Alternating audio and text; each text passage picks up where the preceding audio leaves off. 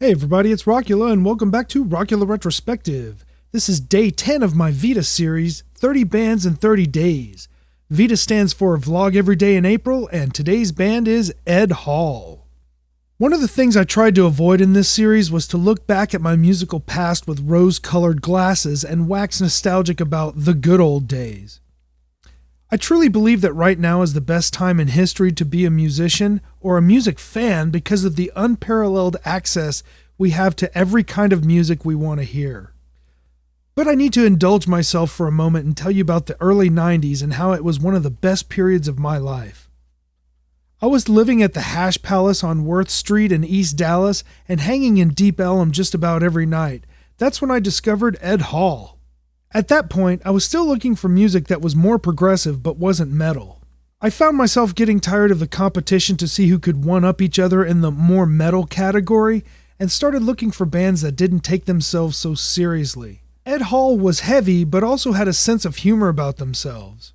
They were also very approachable and I became good friends with them. I quickly established myself as the biggest Ed Hall fan in Dallas and never missed a show. I only knew the band from personal interaction and didn't read any of the press that compared them to the Butthole Surfers. I never got into the Surfers, but I flipped out over Ed Hall's style. They have the heavy parts that satisfied the metalhead in me, but were applying more groove than drive. Add to that the sonic textures of both the guitar and bass, and you had a new kind of music that I had not heard so far. They didn't care about singing on key. In fact, They made a point to sing out of key as much as possible. It seemed that below all of that quirkiness was a band that wanted to explore the more uncomfortable side of progressive and psychedelic music.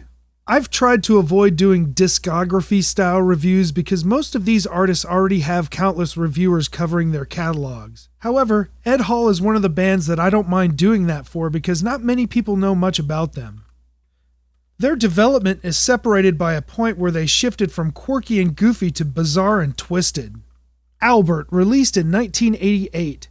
This is goofy as crap. The tracks that became live staples are Candy House, which they performed in the film Slacker, Reading, and Jungle Lobotomy.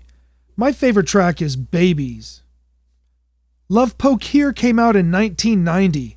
Second albums usually sound better, but this one was a bit thinner than the predecessor.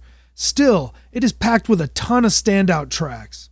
Pay For Me, Ollie Ollie, Blue Poland, Hardy Tomfoolery, Sam Jackson, and Turkey are all setlist veterans. And then there's the traditional end-of-the-night breakdown song, Gilbert, where the band would often hand audience members their instruments as the song morphed into a massive noise. I was lucky enough to have been on the stage for many of those moments. This album also features my favorite Ed Hall song of all time, and that is Buddha. That has to be one of the coolest bass lines I've ever heard. Remember that turning point I was talking about? That took place in 1991 when they put out Glory Hole. The album was a huge leap forward in the band's sound and seemed to solidify the sonic vision the band had, but was not able to capture in the studio. I want to pause for a moment and explain my attraction to that sound. Ed Hall is an example of a three-piece band trying to fill the sonic space of a four-piece band. The bass playing was the first thing that got my attention in this band. Larry played an Ibanez musician bass through a rat pedal into an SWR amp. He achieved this very diverse sound that managed to occupy both the bass and mid-range with amazing note clarity and just the right amount of dirt. He sat right in between traditional bottom-end bass and 90s grunge bass. He even managed to sound like both a tube and solid-state amp in one. Gary played a Gibson Les Paul through a Marshall half-stack and maybe one pedal, but I don't remember which one. His skill was at taking up a ton of space with his big chords and his Egyptian-sounding solos. When it comes to the drums, they are more retroactively influential on me than the guitar and the bass. At the time, I was stuck firmly in the Primus Victims Family progressive direction and didn't identify with the drums at first because of their lack of flash. It wasn't until later that I drew influence from Kevin and Lyman as I became more appreciative of the role they played in taking up space. I started understanding the role of washing the crap out of a big-ass cymbal or a set of wide-open hi-hats over a trance-like beat. I understood the polyrhythmic patterns that made the transitions flow instead of using traditional rock fills to announce the next part. These were the lessons I applied later on when I formed Autonomy. Okay, back to Glory Hole.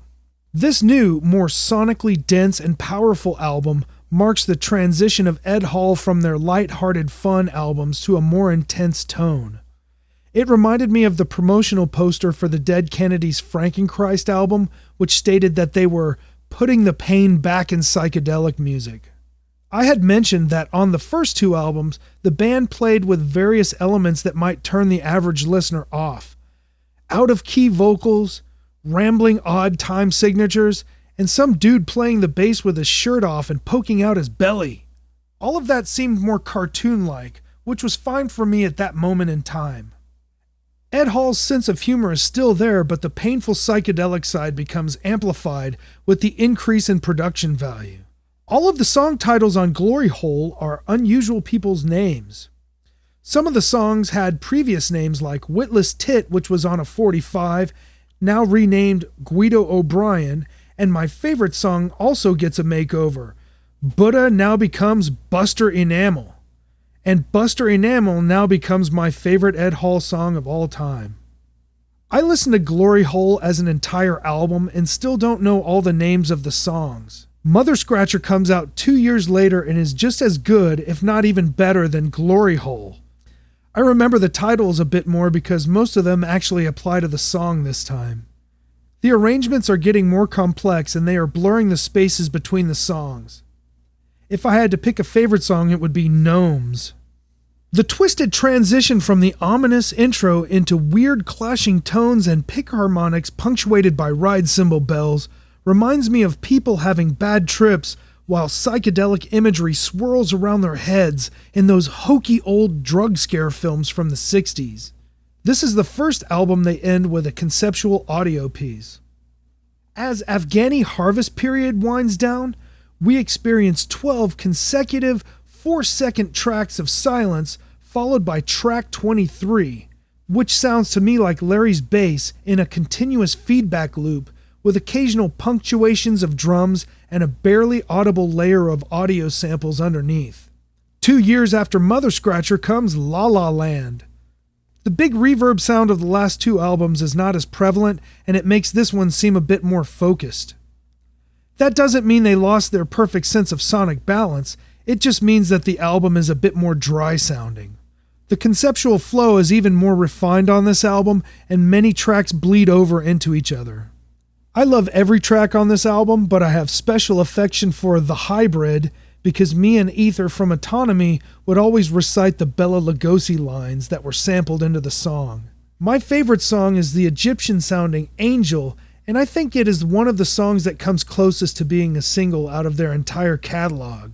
The song Flipper degenerates into the chaotic 1970 7-Eleven and into unknown track number 13, which is another sound sculpture.